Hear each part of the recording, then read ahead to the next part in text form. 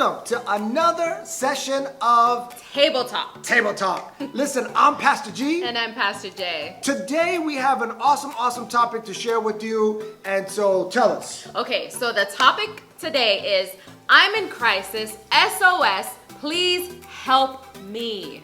So we are in an intense time. You're at home lockdown. Some of you are working from home. The kids are eating all of the food. The husband or the wife is getting on your nerves on a whole nother level. And so there is a lot of crisis, a lot of stuff that's going on. And even before now, even after this period is long gone, we want to give you some important tools, some keys on how to deal with crisis and how to ensure that you are staying healthy mentally, physically, and not allowing the stressors of life to take over your mind. Yes, so let's go over the definition of crisis. What is crisis? It can be many things, but here's the key point. A crisis is a time of intense difficulty, trouble, or danger. And so whether you're facing a financial crisis, whether you're facing a sickness that just took place, whether you're facing some marital issues, whether it's your friends, whether it's the people that you ride with, a crisis can be anything, right, G? Absolutely. So, and I want to ensure that whatever you consider crisis, don't let anyone downplay it and make you feel bad about it. The reality is like if I punched my wife right now, and she said, ow. And then I said, well, I didn't hit you that hard. And she's gonna be like, well, that hurt me. And so we have to be able to understand where we are and keep ourselves healthy, because quite often the reality is that if you're not doing self-care, someone else is not gonna keep you at the main or as the main priority. And so your main priority, number one, is ensuring that you're healthy, and you can only take people to the level of where you are. So it's important to deal with crisis in your life in a safe way. Absolutely. So dealing with a crisis doesn't take much skill, but it takes self-control when you're doing it. So one of the key points, can I go over key point number one? Go for it. Okay, so number one is face the crisis. Do not run away from crisis. It's always going to be there, so we can't neglect the fact that things are going to happen. Whether it's a financial crisis, one of the worst things you can do is deny your financial obligation. What does the Bible say? It says to pay your tithe. No, it doesn't say tithe. That's a good one. But it says to pay your debt. You see where his mind is, right? To pay your debtors back. And so make sure that you don't run away from your obligations. That can be a crisis in itself. And what you're doing is you're leaving a gateway open. When you allow the gates to just remain open, the crisis is always going to be there. So make sure whenever you have a crisis that you face it, you don't run away from it, whether it's confronting someone, whether it's just something that takes place just sickness-wise, you don't want to neglect that. So make sure that you face your giants, which is your crisis. Yeah, it's not gonna go away. Most of us in our life, if we don't answer the phone, we think that it will just go away. If we don't deal with the situation, we think that eventually it's going to disappear. Here's the reality, that you must ensure that you give the attention that it requires from you now, because if you solve the issue now, then you don't have to deal with it later. How many times, and I'm sure that you can think of it when I mention it now, how many times have you gone through a situation that you didn't deal with, and all of a sudden now years later it comes right back around? Let's deal with it so that we can grow from it and we can get past it in, again, the most healthiest way possible. And so what's number two? Okay, so number two is handle the crisis. So number one was face the crisis. Number two is handle the crisis. I was talking to Pastor G just earlier on just the word of coping. And so you'll hear a lot of therapists, a lot of psychologists say, well, let's learn how to cope with something. But I want to tell you today, handle that thing. Don't just learn how to cope with an issue, but learn how to handle the crisis at hand. And so how can you cope? How can you handle the crisis at hand? So before you do anything, make sure that you pray. You have to pray. Go to God for everything. I love that Pastor G says all the time, give it 24 hours before you make a decision. Well, make sure before you even step or confront anyone or a situation or financial obligation, make sure that you pray first. That's always the first thing. Then ask God for a strategy plan. God, what do you want me to do? Just like Nehemiah did when he stood up there on the hill with the Lord. God, give me a strategy. What is it that you want me to do? And so that's something that we need to do. Find a mentor. Find someone that can just pour into you during this time of crisis. Someone who can give you sound knowledge, just advice, help. Not just anyone. You want to go to someone who has sound mind. Make sure that you filter through your thoughts during this process. You can write it down. And one of the main things that I love is writing goals.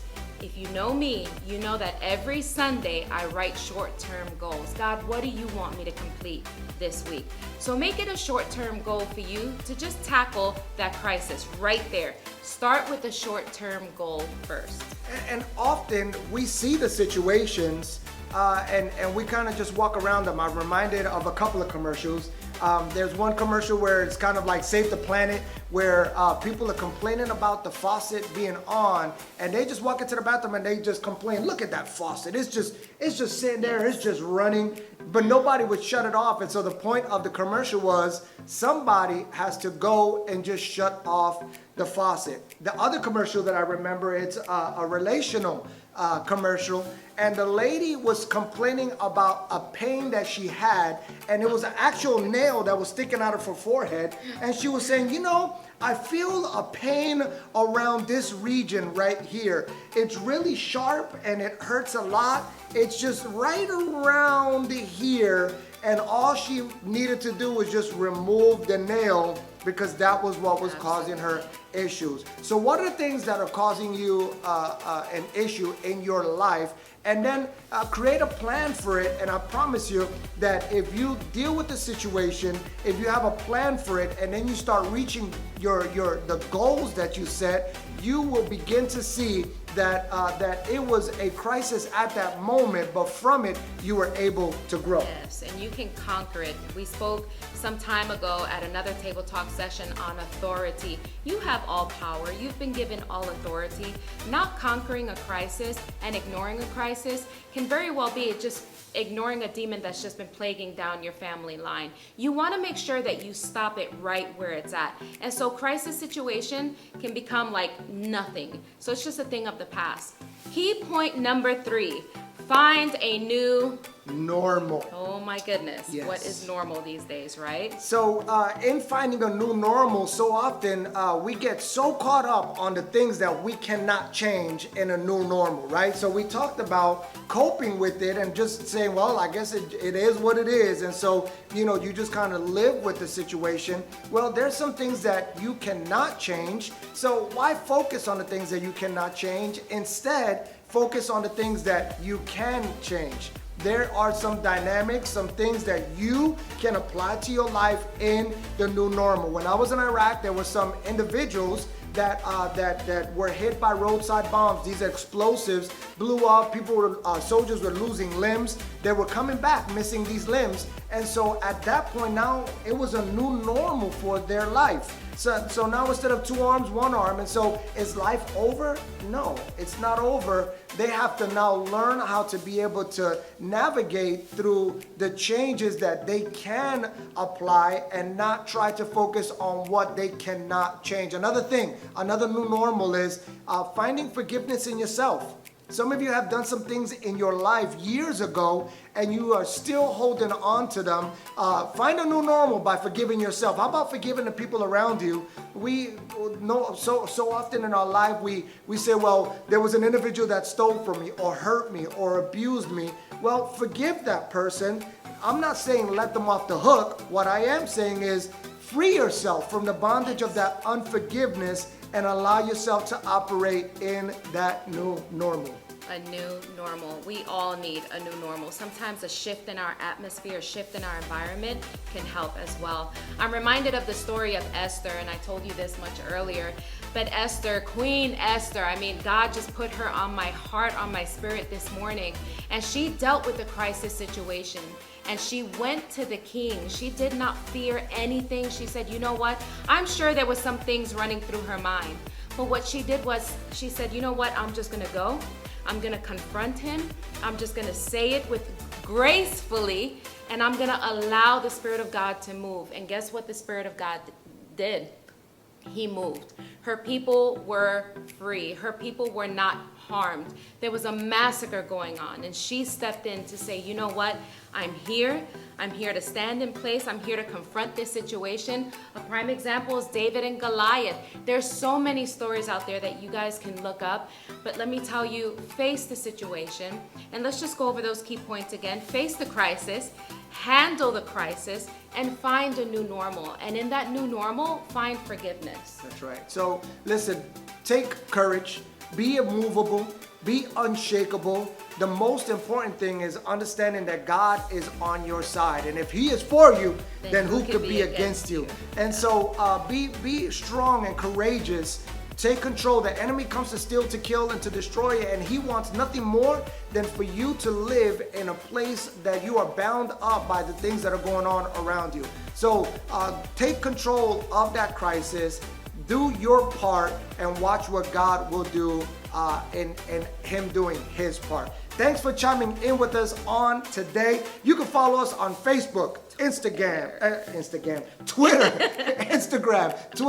Facebook. Visit us on thelinkchurch.org, and we are continuing to find different ways to do life with you. We love you so much, and we are excited for the best yet to come. Stay tuned next Tuesday. Bye.